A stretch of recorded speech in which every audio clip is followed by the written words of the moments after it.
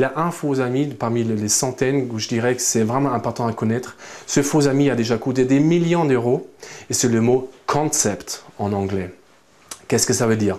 Quand un Allemand et un Français ils parlent en anglais, que la semaine prochaine, mercredi, il a une réunion et on va discuter d'un concept. Alors maintenant, ça s'est traduit différemment dans les deux cultures. L'allemand, il comprend un concept à l'allemande, ça veut dire c'est chiffré, c'est détaillé, c'est à l'écrit, beaucoup de chiffres, des détails là-dedans. Et donc il arrive avec ça dans la réunion. Maintenant, un concept, pour un Français, c'est une idée globale. Ça veut dire le Français s'attend le mercredi prochain pour la réunion à un échange d'idées, un brainstorming.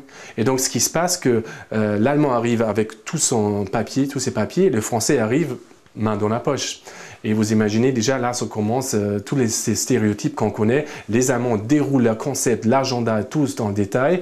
Les Français disent, mais qu'est-ce qui se passe ici? Mais tout est décidé, pourquoi ils m'ont invité? La prochaine fois, je reste à la maison. Donc, ils disent plus rien, donc ils sont un peu vexés. Les Allemands sont surpris, pourquoi les Français ne participent pas? Ah oui, à mon avis, ils n'étaient pas préparés. Et on arrive à la fin de la réunion et on n'a pas de résultat. Pourquoi ce mot a déjà coûté des millions d'euros? Parce qu'au lieu de faire une réunion, vous en faites au moins 4.